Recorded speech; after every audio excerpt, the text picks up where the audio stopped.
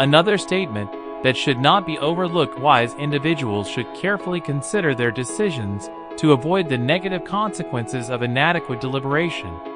And now, here is the past story of the demon conqueror.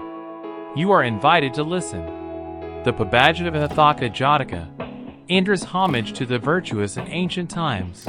When King Brahmadatta reigned in Benares, the Bodhisatta was born as Indra. During that time, a certain yaksha used his magic to enter the queen's chamber at midnight and violated the queen.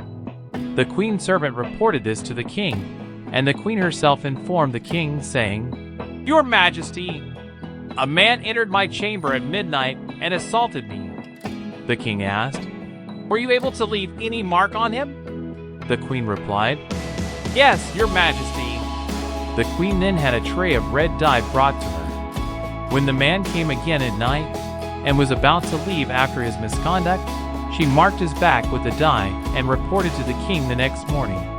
The king ordered his men, "Search all around and capture the man with red marks on his back." The yaksha, after committing the offense at night, stood on one leg worshiping the sun in the cemetery during the day.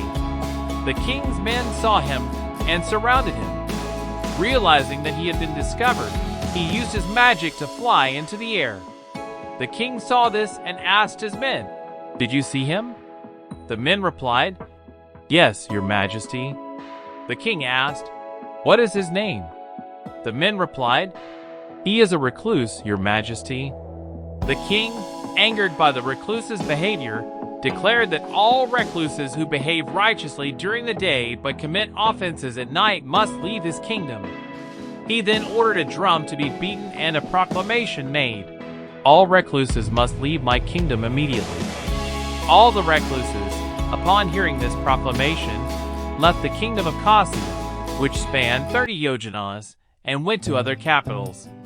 As a result, there were no righteous monks or Brahmins left to give guidance to the people. Those who did not receive guidance became rude and neglected charity and morality.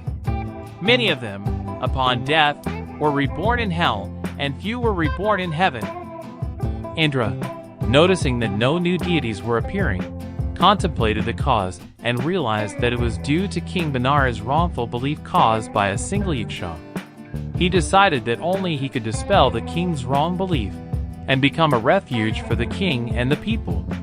He then went to the hermitage of the Paksika Buddhas at the foot of Mount Nandamula and requested, "Venerable sirs, please grant me an elderly Paksika Buddha so that I may restore faith among the people of Kasi." Indra received an elder monk and carried the monk's alms bowl and robes. He transformed into a handsome youth, holding the bowl above his head, and accompanied the monk into the city, circling it 3 times before standing in the air above the palace gate. A minister informed the king, "Your Majesty, a handsome youth is standing in the air at the palace gate, holding a monk's bowl and robes, and worshiping the monk."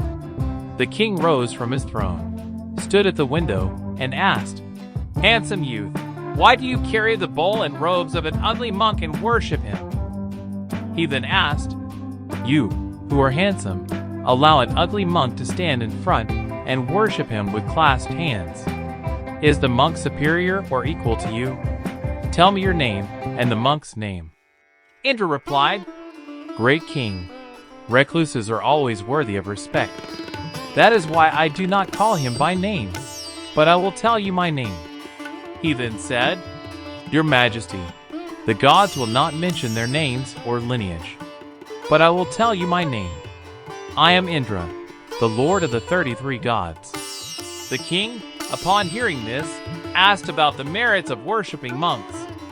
"One who sees a monk with good conduct, places him in front, and worships him with clasped hands. What happiness will he attain after death?" Indra replied, "One who sees a monk with good conduct, places him in front, and worships him with clasped hands will be praised in this life, and will attain heaven after death." The king, understanding Indra's words, realized his mistaken belief and said, "Today, I have gained great merit by seeing you, O Indra. I have seen the monk in you. I will do much good." Indra replied, It is indeed wise to associate with the learned, the well-versed, and those who consider many aspects. Seeing the monk and me do much good.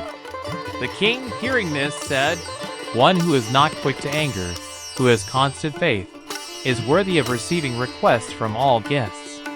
O Lord of the gods, I have heard your wise words, and will destroy my pride and worship the monk."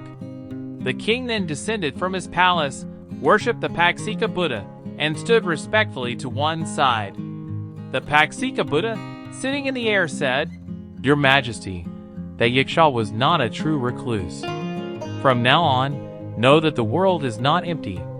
There are still righteous monks and Brahmins. Give alms, uphold morality, and observe the Bodhisatta." Indra, standing in the air, commanded the people, "Henceforth, be vigilant." He then ordered the drum to be beaten and a proclamation made that all the monks and Brahmins who had fled should return. Indra and the Pabbajita Buddha returned to their abodes. The king, following Indra's divine advice, performed many acts of charity and maintained morality. The lesson from this Jataka is, one should honor those who are worthy of honor. The moral of this story is, honoring the honorable is the highest blessing. This Jataka tale has come to an end, and the saying that everyone should consider as wise individuals should carefully consider their decisions to avoid the negative consequences of inadequate deliberation. May everyone benefit from listening to this story.